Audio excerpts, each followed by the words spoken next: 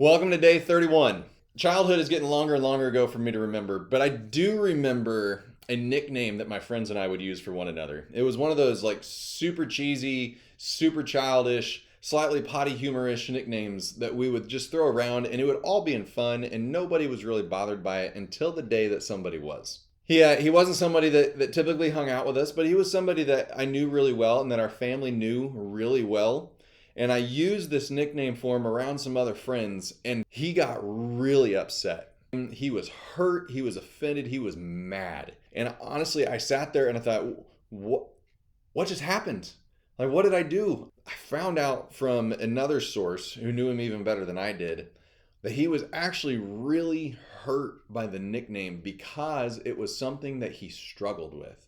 He thought that I knew what he was struggling with, and then I just blasted it out there to everybody who was around with us at the time. What he thought that I had done was that I had betrayed a trust, that I had taken one of his secrets and just let everybody else around us know. I wonder if you've ever experienced something like that, to where you had a trust that you put into somebody else. You had a secret that you shared with somebody else, and they went out and they just blabbed it, or at least you felt like they just blabbed it out to the world all around them. Maybe you've been the one that somebody put trust in, and you went out and you found ways to try and justify it, but you went out and you shared their secret with other people. As we read this story in scripture about Judas betraying Jesus, I ask myself, what would cause a man who was that close to Jesus, one of his 12 closest men who were around him, what would cause him to betray Jesus? Now, I don't want to defend Judas, but have you stopped and asked, why would he do this?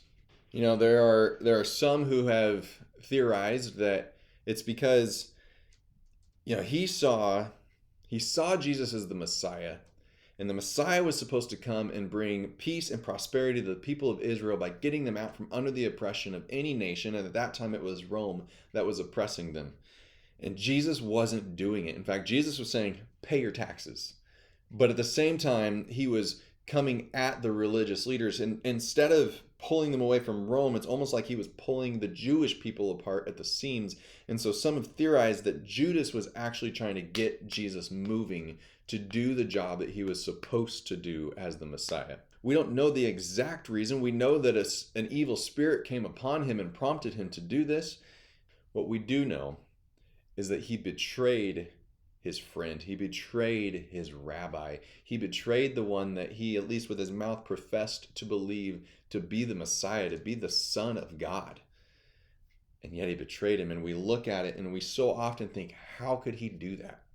It's important for us to remind ourselves that we are not as different from the disciples as we like to think we are. Now we have the story in front of us. We have the history of it. We can read it. We can have, hindsight's 2020. We can look back. And yet, even with all of that information, we still find ourselves making the same mistakes that they made. The beautiful piece of the story of Jesus is that we know that Jesus went to a cross to forgive us of our betrayals of him. This morning, I don't know what you're wrestling with. Maybe you are, when I was sharing those stories at the beginning of betrayal between humans, that you were actually sitting there and you were thinking, yeah, I just did that recently. Maybe you need to go ask forgiveness from a friend or from a coworker that, hey, I betrayed your trust and I am sorry. And you need to confess it and you need to ask forgiveness. But perhaps this morning, you've also realized that you have betrayed Jesus. You have betrayed the Messiah. You have taken what he's given you and you have thrown it back.